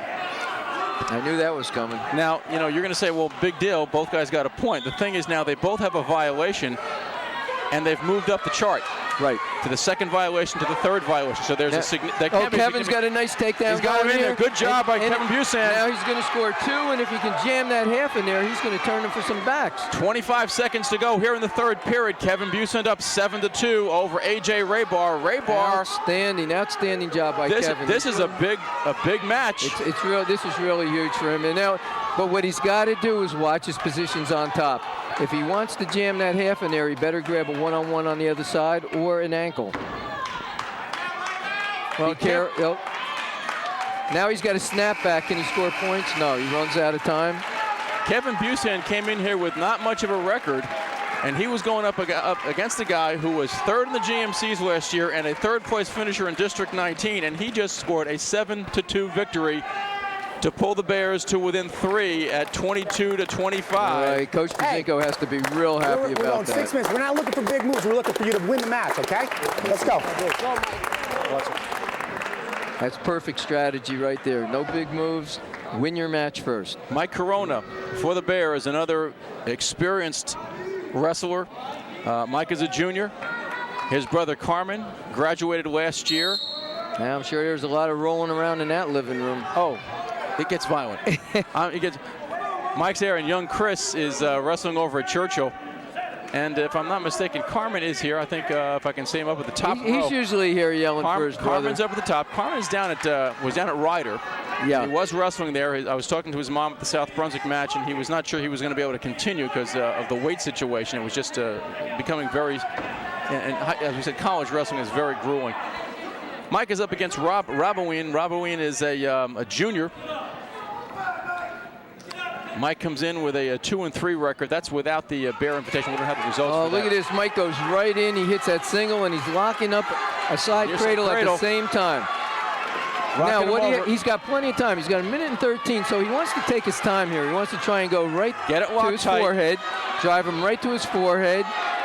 And no, the position's off just a little bit. Let's high on the inside, it looks like. Yeah, he's there. Now, that'll help. He's got to lean in a little bit. He's got... And a fall. Very good. He comes in big for East Brunswick. That's a big plus. It really is. 1 minute and 6 seconds of this first period. Mike Corona with a fall. Putting the Bears up 28-25. Like we said, your good kids have to do good, and your 50-50 wrestlers have to pull some out. Okay? Now here's a real experienced wrestler, Corey Richens. Now, if you heard what Glenn Pazinko said, we just need a major. So 4 points puts them up 32-25, and they can't come back unless there's a disqualification somewhere along the line. Right. So, or a team point taken away. But you know, knowing Corey and knowing that he came up always wrestling a big brother, Corey's going to work as hard as he can to get as many points as he can, and to win any way that he can help his team. Now Barry Garrard is his opponent for Piscataway. Anything no score yet. No record that we have from Bill Volvo did not provide us something. He did come in second in the Roselle Park tournament, losing to Brian Swick from Roselle Park. He lost on a technical fall in the finals. Well, let's get this here. And he also lost to Andrew Goldman from Old Bridge. Okay. It's going to sting a little bit. Okay. Okay, you're good. See your hands. Okay, no more. Can we check this so we stop this? Because I don't want this. You don't need a big move first period. You just done? Yes. Where was he bleeding? Where was he? It was a little bit from his nose. Cut it. You might have heard Joe Shitari in the background. You don't need a big move in the first period. Now, this is one of those things where this is the marathon, not the sprint. We just need the result at the end. And that's basically how Corey wrestled. I've watched him, in 2 matches this year, and he's at a constant pace all the time. He doesn't get real excited. He knows what he can do well, and he just, he waits, he sits, he waits for his opportunities. Jeff, I think if anything, that used to drive me crazy watching Corey, because you never saw the emotion. I mean, inside he was going like crazy, but you never saw it. He always seemed so relaxed and so calm out there that you wondered if he was really taking it seriously sometimes, and he certainly does.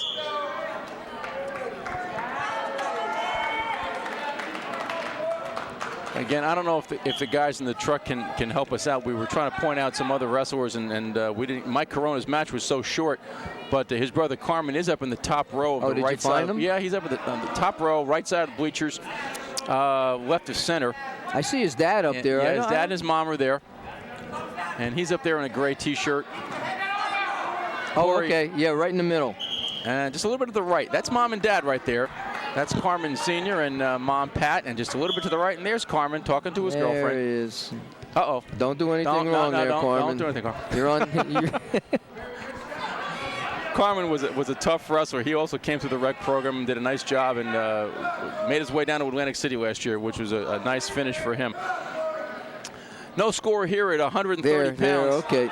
Now, Corey's got a nice long body style, yes, which means that when he counters, he goes way out. There's a nice ankle pick that right was there. Very smooth. And he got the And he got his too. He knows enough. He's experienced enough to keep his toes in bounds. And this is how I've seen him wrestle. He just picks his opponent apart. Mm-hmm. I mean, there was no effort on that. That was a very smooth ankle pick and held on as they went out of bounds. There now he's working, let's see, on top. I want to see what he's using here. It looks like he's going to use an arm bar. He's only got a few seconds left here in the period, so he may not want to. He's just going to keep the pressure on and just make sure he doesn't give up any. Again, an experienced wrestler will always make sure he doesn't give up a bad position. Even if he's getting taken down, the first thing you'll see him do is go right down into all fours. He'll give up the 2, but he'll pop right up again looking for 1 right away. Barry Garrard deferred, and Corey's going to take the defensive position here in the second period. Comes right up. Corey's working to get up again, looking for 1, then a quick 2. He's putting his opponent on top at a disadvantage because, of course, not only does he have to keep him down, but he has to show that he's working up there. Corey's up again. He's got to break that. It's kind of like a T-bar that the Piscataway guys use, where he just pulls that arm through the legs and lifts him up off his feet. It looks like Corey's getting 1 right here. No? Okay. Went out of bounds just before they broke free. That was but there again, you have to know where you are on the mat, and you're ready to push off. And for that matter, Garrard probably knew where he was, and so he just hung on long enough. All right, now we got a caution on, let's see who it's going to be. It's a Corey. Is it top wrestler? It's on Corey. Let's see. He didn't signify whether it was red or green. I thought he held his right hand, the green armband. Corey comes to his feet. He's trying to peel off that hand and pressure the head. Corey, he's got a whizzer in there, which is good. Now there he goes. An underhook. Yeah, he breaks free for one. And this is the strategy, you know. Now you go back in for your two. You rack up as many points as you can. And he got the takedown pretty easily on the end there. He's got that, and Garrard has to be careful to pop in the head like that. You can't pop a guy in the head, and this is what happens when you pop a guy in the head. He gets mad and he takes you down and puts you right to your back. Corey getting back points. Looking for a pin right here. This could be the match, and there it is. 3:06 of the second period. Corey Richings picking up the pin over Barry Garrard at 130 pounds. And the Bears go up 34-25, and that is, at this point, an insurmountable lead for the Bears as they come up to the final bout. It's in my car.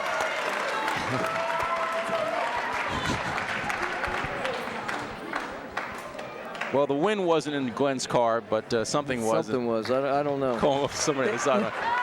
Final bout of the night at 135 pounds. Todd Marriott for the Bears against Terrence Williams Parks. What do we have on Terrence Williams Parks? Because I know Todd Marriott. I've been watching him. He's only a sophomore, but extremely tough. Terrence is a veteran. He's a senior at 5-1 this season. He came in second last year in the districts in 2004, District 19.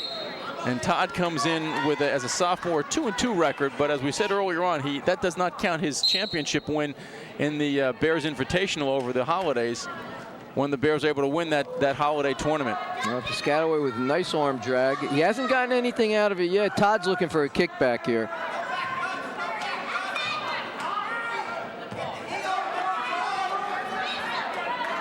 It looks like he's going to fight himself back into a neutral position. Mm-hmm. Williams Parks took a second in the Roselle Park tournament over the holidays. A little awkward position there. They're not going to break this because Terrence Parks can improve that position. I don't think they would break it. Again, this is a sophomore against a senior. Is that what we have? All right. So, you know, there's going to be a big strength difference here. But as I've been watching Todd wrestle the last couple matches, he's scrappy.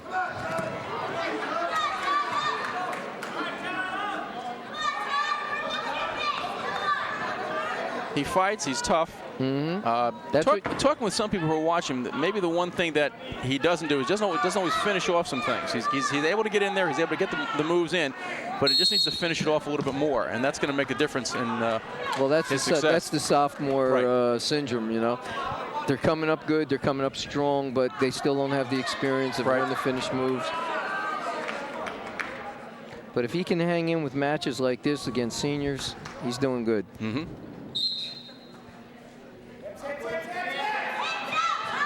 Yeah, there's a nice stand-up.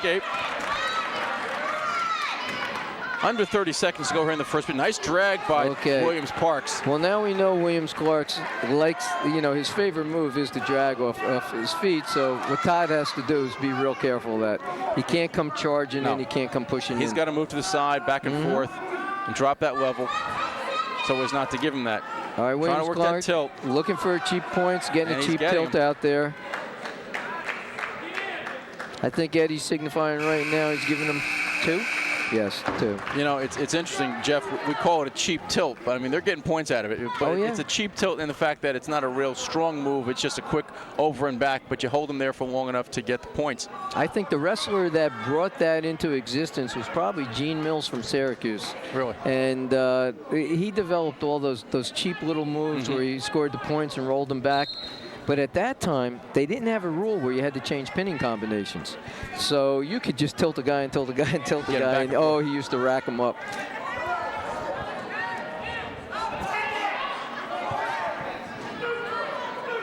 All right, we have a neutral. So now we have a 6-2 match. Piscataway's winning, but Todd's in this. Well, again, another drag, but Todd has figured this out now, all right? He knows he can't push in, and as a matter of fact, he even re-dragged. He's got that leg, so he's got to work up to his base.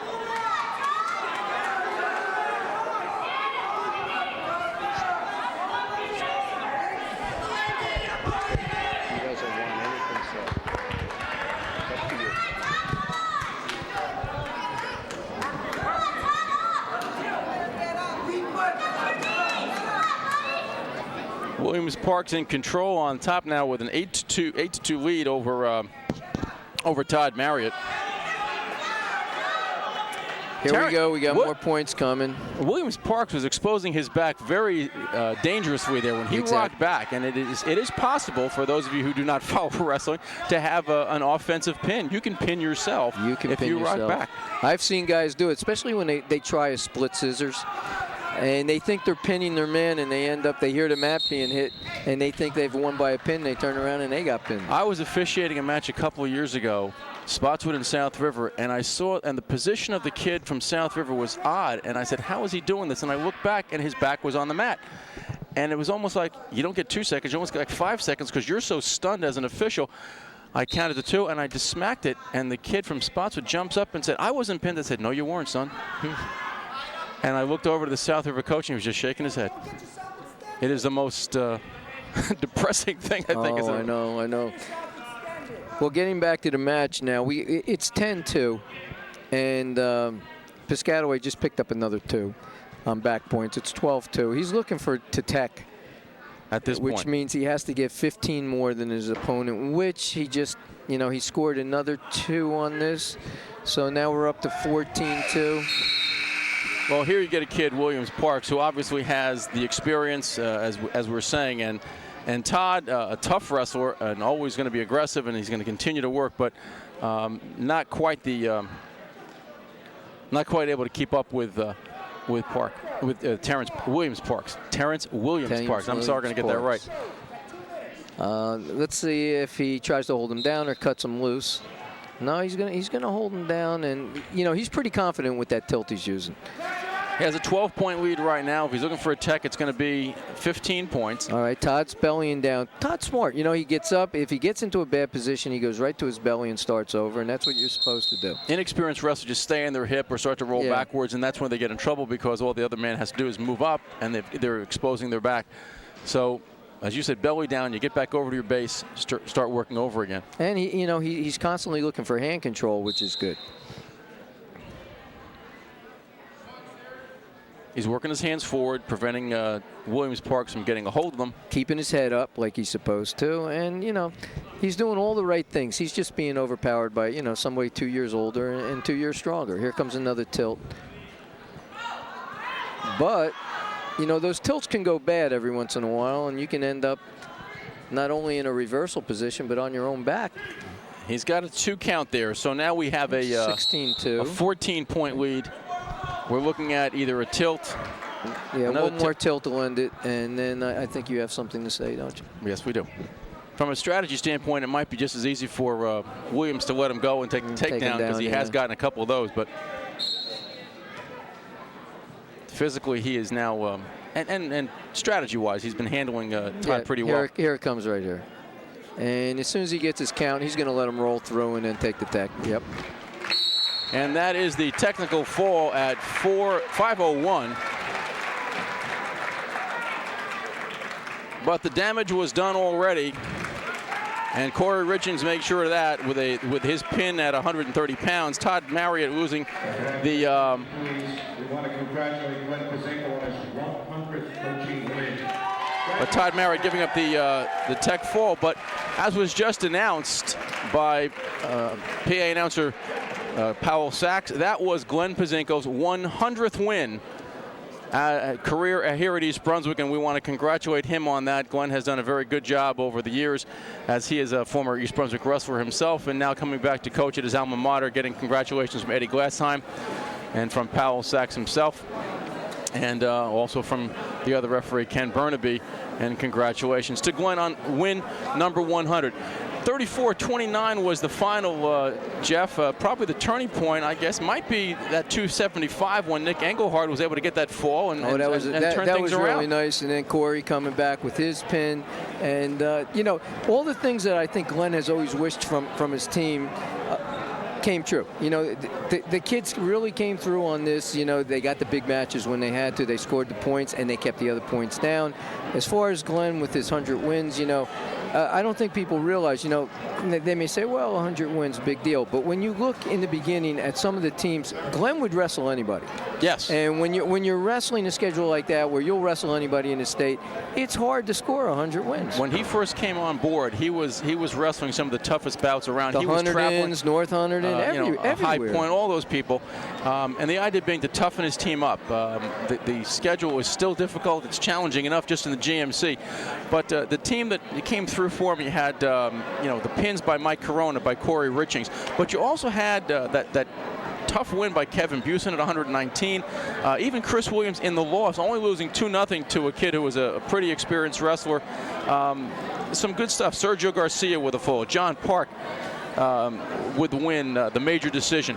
All those things made a difference as we come down here with the Bears winning their first battle of the season against Piscataway, 34-29. Jeff, any last thoughts? No, just I know that every match that the Bears are going to be in is going to be just like this. It seems like the red division is very close. It's going to be a head-to-head fight the whole time.